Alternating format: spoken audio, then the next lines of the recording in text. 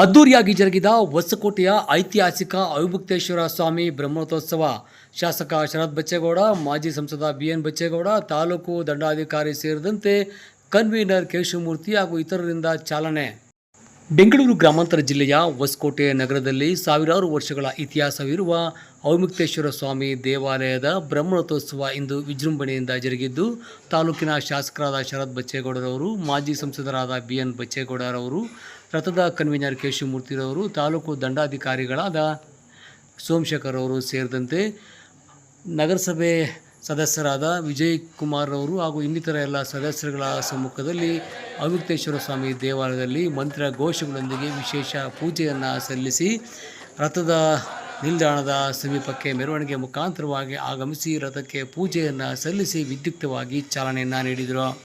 ಹೊಸಕೋಟೆ ಸೇರಿದಂತೆ ಸುತ್ತಮುತ್ತಲಿನ ತಾಲೂಕುಗಳ ಸಾವಿರಾರು ಭಕ್ತಾದಿಗಳು ರಥೋತ್ಸವವನ್ನು ಕಣ್ತುಂಬಿಕೊಂಡು 16 ಕಲಾ ತಂಡಗಳು ಹೊಸಕೋಟೆ ನಗರದ ತೇರು ಬೀದಿಯಲ್ಲಿ ಮೆರವಣಿಗೆ ಮಾಡುವ ಮುಖಾಂತರವಾಗಿ ಮಂಗಳ ವಾದ್ಯಗಳೊಂದಿಗೆ ಐತಿಹಾಸಿಕವಾದ ಅವಿಮುಕ್ತೇಶ್ವರ ಸ್ವಾಮಿ ಬ್ರಹ್ಮರಥೋತ್ಸವಕ್ಕೆ ಚಾಲನೆಯನ್ನು ನೀಡಿ ಯಶಸ್ವಿಯಾಗಿ ಸಂಪನ್ನವಾಯಿತು. ವಿಜೃಂಭಣೆಯಿಂದ ಜರುಗಿದ ಐತಿಹಾಸಿಕವಾದ ಅವಿಮುಕ್ತೇಶ್ವರ ಸ್ವಾಮಿ ಬ್ರಹ್ಮರಥೋತ್ಸವದ ಬಗ್ಗೆ ತಾಲೂಕಿನ ಶಾಸಕರಾದ ಶರತ್ ಬಚ್ಚೇಗೌಡರವರು ಮತ್ತು ರಥದ ಕನ್ವೀನರ್ ಆದ ಕೇಶವಮೂರ್ತಿರವರು ತಮ್ಮ ಅಭಿಪ್ರಾಯವನ್ನು ಈ ರೀತಿಯಾಗಿ ಹಂಚಿಕೊಂಡಿದ್ದಾರೆ. ಕಳೆದ ವರ್ಷದಂತೆ ಈ ಬಾರಿಯೂ ಸಹ ವಿಜೃಂಭಣೆಯಿಂದ ಮಾಡಬೇಕು ಅಂತ ನಮ್ಮ ಶಾಸಕರು ನಮ್ಮ ಪೂರ್ವಭಾವಿ ಸಭೆಯಲ್ಲಿ ಹೇಳಿದರು. ಅದೇ ರೀತಿಯಾಗಿ ಲಾಸ್ಟ್ ಟೈಮ್ ಮಾಡಿದ್ದಕ್ಕಿಂತ ಈ ವಿಜೃಂಭಣೆ ಅಂದರೆ ಲೈಟಿಂಗ್ ಮೈಸೂರು ನೋಡಿದಂಗೆ ಹೊಸಕೋಟೆ ನೋಡೋಂಗೆ ಹಾಗೆ ನಮ್ಮ ಪ್ರೇಕ್ಷಕರಾಗಲಿ ನಮ್ಮ ಸ್ನೇಹಿತರೆಲ್ಲ ಹೇಳ್ತಿದ್ದಾರೆ. ಅಷ್ಟು ಅದ್ದೂರಿಯಾಗಿ ಲೈಟಿಂಗ್ ಎಲ್ಲ ವ್ಯವಸ್ಥೆ ಮಾಡಿದ್ವಿ. ರಥದ ತೇರಿನ ಅಲಂಕಾರ ಕೂಡ ತುಂಬ ಅದ್ದೂರಿಯಾಗಿ ಆಗಿದೆ. ಈಗ ಈ ಸಾರಿ ಎಲ್ಲರೂ ವಿಜೃಂಭಣೆಯಿಂದ ಮಾಡಬೇಕು ಅಂತ ತೀರ್ಮಾನ ಮಾಡಿ ಅದೇ ರೀತಿಯಾಗೆಲ್ಲ ಮಾಡ್ತಾಯಿದ್ವಿ. ಈಗ 12:25ಕ್ಕೆ ನಾವು ರಥಕ್ಕೆ ಚಾಲನೆ ಕೊಡ್ಬೋದು ಅಂತ ಅಂದ್ಕೊಂಡಿದ್ವಿ. 12:25ಕ್ಕೆ ಶಾಸಕರು ಇರ್ತಾರೆ, ಜೊತೆಯಲ್ಲಿ ಎಲ್ಲ ಹೋಗಿ ನಮ್ಮ ಬಿಎನ್ ಬಚ್ಚೇಗೌಡರು, ಬೈರೇಗೌಡರು ಎಲ್ಲ ಸಮೇತ ಹೋಗಿ ರಥಕ್ಕೆ ಚಾಲನೆ ಕೊಡ್ತೀವಿ. ದೇವಾಲಯದ ಇತಿಹಾಸ ಸರ್, ಇದ್ರ ಇತಿಹಾಸ ಸರಿಯಾಗಿ ನಮಗೆ ಯಾರಿಗೂ ಸರಿಯಾಗಿ ಗೊತ್ತಿಲ್ಲ. ಸುಮಾರು 600 ವರ್ಷದ ಇತಿಹಾಸ ಇದೆ.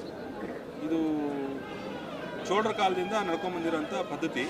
ಈ ಪೂಜೆ ನಡ್ಕೊಂಬಂದಿದ್ದು ಈಗ ನಮ್ಮ ಮೈಸೂರು ಮಹಾರಾಜರು ಈ ರಥಕ್ಕೆ ಚಾಲನೆ ಕೊಟ್ಟರು. ಸುಮಾರು 126 ಅಂದರೆ ಎಕ್ಸಾಕ್ಟ್ ಗೊತ್ತಿಲ್ಲ, 126 ವರ್ಷಗಳಿಂದ ರಥಕ್ಕೆ ಚಾಲನೆ ಕೊಟ್ಟು ಆ ನಂತರ ಒಂದು ದಿವಸನೂ ತಪ್ಪದಂಗೆ, ಒಂದು ವರ್ಷನೂ ತಪ್ಪದಂಗೆ ಮಾಡ್ಕೊಂಬಂದಿದ್ವಿ. ಆ ಕೊರೋನಾ ಟೈಮಲ್ಲಿ ಸ್ವಲ್ಪ ಹೆಚ್ಚು ಕಡಿಮೆ ಆಯಿತು. ಅದು ಬಿಟ್ಟರೆ ಇನ್ನು ಯಾವಾಗೂ ಅವಿಮುಕ್ತೇಶ್ವರ ಸ್ವಾಮಿ ಬ್ರಹ್ಮರಥೋತ್ಸವ ಮತ್ತು ದ್ರೌಪದಮ್ಮನ ಒಂದು ಕರಗ ಮಹೋತ್ಸವ ಏನಿದೆ, ಇವತ್ತು ನಾವು ವಿಜೃಂಭಣೆಯಿಂದ ಇಲ್ಲಿ ನಮ್ಮ ಹೊಸಕೋಟೆ ತಾಲೂಕಲ್ಲಿ ನಾವು ಆಚರಣೆ ಮಾಡ್ತಾ ಇದ್ದೀವಿ.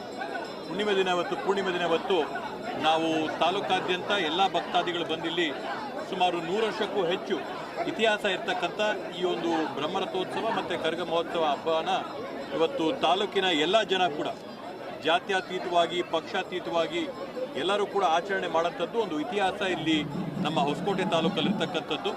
ನಮ್ಮ ಅವಿಮುಕ್ತೇಶ್ವರ ಸ್ವಾಮಿ ದೇವಸ್ಥಾನದ ಇತಿಹಾಸ ನೋಡಿದ್ರೆ ಚೋಳರ ಕಾಲದಿಂದ ನಡೆಸ್ಕೊಂಡು ಬರ್ತಕ್ಕಂಥ ಪೂಜೆ ಮಾಡ್ಕೊಂಡು ಬರ್ತಕ್ಕಂಥ ಒಂದು ದೇವಾಲಯ. ಇಲ್ಲಿ ಏನು 7 ಸುತ್ತಿನ ಕೋಟೆ ಇತ್ತು, 7 ಸುತ್ತಿನ ಕೋಟೆಯಲ್ಲಿದ್ದಂಥ ಈ ಒಂದು ದೇವಾಲಯದಲ್ಲಿ ಸಂಪ್ರದಾಯದಂತೆ ಪ್ರತಿ ವರ್ಷ ಕೂಡ ನಾವಿಲ್ಲಿ ಹಬ್ಬನ ಆಚರಣೆ ಮಾಡ್ತೀವಿ. ಈ ಬಾರಿ ಕೂಡ ನಮ್ಮ ಏನು ಸಮಿತಿಯ ಇವತ್ತು ಬ್ರಹ್ಮರಥೋತ್ಸವ ತೇರು ಸಮಿತಿಯ ಅಧ್ಯಕ್ಷರು ಕೇಶವಮೂರ್ತಿ ಅಣ್ಣವರಾಗಿರ್ಬೋದು, ಸುಬ್ಬಣ್ಣವರಾಗಿರ್ಬೋದು, ಸದಸ್ಯರೆಲ್ಲರೂ ಕೂಡ ಸೇರಿ ಇವತ್ತು ಅತ್ಯಂತ ವಿಜೃಂಭಣೆಯಿಂದ ಇವತ್ತು ನಮ್ಮ ತಾಲೂಕಿಂದ ಮಾಡಿದ್ದಾರೆ. ಎಲ್ಲ ಸಂಬಂಧಿಗಳು, ನೆಂಟರು ಬೇರೆ ಬೇರೆ ಭಾಗದಿಂದ ಬಂದು ಭಾಗವಹಿಸಿ ಕಾರ್ಯಕ್ರಮನ ಯಶಸ್ವಿಯಾಗಿ ಮಾಡಿಕೊಡ್ತಾ ಇದ್ದಾರೆ. ಅದಕ್ಕೆ ಬೇಕಾದಂಥ ಎಲ್ಲ ಬಂದೋಬಸ್ತುಗಳನ್ನ ಕೂಡ ಮಾಡಿಕೊಟ್ಟು, ವಿಶೇಷವಾಗಿ ಈ ವರ್ಷ ಏನಂತಂದರೆ ಸುಮಾರು 60-70 ವರ್ಷದಿಂದ ಕೂಡ ಯಾರು ಹಿರಿಯರಿಗೂ ಕೂಡ ಗೊತ್ತಿಲ್ಲ ತೇರನ್ನ ಯಾವಾಗ ಇದಕ್ಕೆ ಬೇಕಾದಂಥ ಮರಗಳನ್ನ ತಂದದ್ದಂತೇಳಿ. ಈ ಬಾರಿ ಹೊಸದಾಗಿ ತೇರನ್ನ ಕಟ್ಟಬೇಕು ಅಂತೇಳಿ ತೇರಲ್ಲಿ ಏನು ಕಟ್ತಾ ಇದ್ದಂಥ ಮರಗಳು ಎಲ್ಲ ಏನು ಸೌದೋಗಿತ್ತು ಅವೆಲ್ಲವಕ್ಕೂ ಕೂಡ ನೂತನವಾಗಿ ತರಬೇಕು ಅಂತೇಳಿ ಸುಮಾರು 60 ಲಕ್ಷ ರೂಪಾಯಿಗಳ ವೆಚ್ಚದಲ್ಲಿ ಹುಣಸೂರಿಂದ ಒಳ್ಳೆ ಮರಗಳನ್ನ ಇವತ್ತು ತಂದು ಬರೋ ವರ್ಷಕ್ಕೆ ನೂತನವಾದಂಥ ತೇರಿಗೆ ಏನು ವ್ಯವಸ್ಥೆನ ಮಾಡಿಕೊಡ್ಬೇಕೋ ಆ ತೇರಿಗೆ ವ್ಯವಸ್ಥೆನೂ ಕೂಡ ನಾವು ಇವತ್ತು ಮಾಡಿಕೊಟ್ಟಿದ್ದೀವಿ. ಕಳೆದ ವರ್ಷ ಆಶ್ವಾಸನೆ ಕೊಟ್ಟಿದ್ವಿ, ಮಾತು ಕೊಟ್ಟಿದ್ವಿ, ಈ ಥರದಲ್ಲಿ ಹೊಸ ತೇರು ಮಾಡಿಕೊಡ್ತೀವಿ ಅಂತೇಳಿ.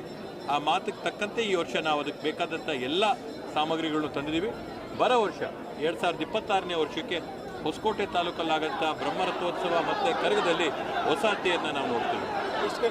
ಇವತ್ತು 12:05 ದೇವರು ಇವತ್ತು ಅವಿಮುಕ್ತೇಶ್ವರ ಸ್ವಾಮಿ ದೇವಾಲಯದಿಂದ ಹೊರಗೆ ಬರುತ್ತೆ. ಸುಮಾರು 1 ಗಂಟೆ ಅಷ್ಟರಲ್ಲಿ ನಾವು ತೇರನ್ನ ಎಳೆದು ಸಾಯಂಕಾಲ 6 ಗಂಟೆ 6:30 ಅಷ್ಟರಲ್ಲಿ ತೇರನ್ನ ವಾಪಸ್ಸು ಏನು ಸಾಂಪ್ರದಾಯಿಕವಾಗಿ ತೇರು ಬೀದಿ ಏನಿದೆ ತೇರ್ಬೀದಿಯ ಒಂದು ಪೂರ್ತಿ ಒಂದು ಸುತ್ತು ಮುಗಿಸಿ ಇಲ್ಲಿ ಬಂದು ತಾಲೂಕು ಕಚೇರಿಯ ಮುಂದೆ ಏನು ನಾವು ನಿಲ್ಲಿಸ್ತೀವಿ ಅದನ್ನ ಮಾಡಿ 6 ಗಂಟೆ ಅಷ್ಟರಲ್ಲಿ ಅದನ್ನು ಮುಗಿಸ್ತೀವಿ. ಸಾಯಂಕಾಲ ಏನು ನಮ್ಮ ಕರಗ ಏನಾಗುತ್ತೆ, ಕರಗ ಸಾಮಾನ್ಯವಾಗಿ ಹೊಸಕೋಟೆ ತಾಲೂಕಲ್ಲಿ ಬೆಳಗಿನ ಜಾವ 12:30 1 ಗಂಟೆ ಹಂಗೆ ಕರಗ ಹೊರಗಡೆ ಬಂದು ತಾಲೂಕು ನಮ್ಮ ನಗರದಲ್ಲಿರ್ತಕ್ಕಂಥ ಎಲ್ಲ ಭಾಗಗಳಲ್ಲಿ ಕೂಡ ಓಡಾಡಿ ಜನರಿಗೆ ಆಶೀರ್ವಾದ ಮಾಡಿ, ಈ ವರ್ಷ ನಮ್ಮ ಒಂದು ಅನಿಸಿಕೆ ಇರ್ತಕ್ಕಂಥದ್ದೇ ಅಂದರೆ ಒಳ್ಳೆ ಮಳೆ ಬೆಳೆ ಆಗಿ ರೈತರೇನು ಈ ಭಾಗದಲ್ಲಿದ್ದಾರೆ ಎಲ್ಲರೂ ಕೂಡ ಒಳ್ಳೆ ರೀತಿಯಾಗಿರಲಿ, ಸಮೃದ್ಧಿಯಾಗಿರಲಿ ಅನ್ನೋಂಥ ಒಂದು ಭಾವನೆ. ಇವತ್ತು ಸೂಚನೆಗಳು ನಮ್ಗೆ ಸಿಕ್ಕಿರ್ತಕ್ಕಂಥ ಲಕ್ಷಣಗಳು ನೋಡಿದ್ರೆ ಎಲ್ಲ ಸುಭಿಕ್ಷವಾಗಂಥ ಒಂದು ಲಕ್ಷಣಗಳು ಕಾಣ್ತಾ ಇದೆ.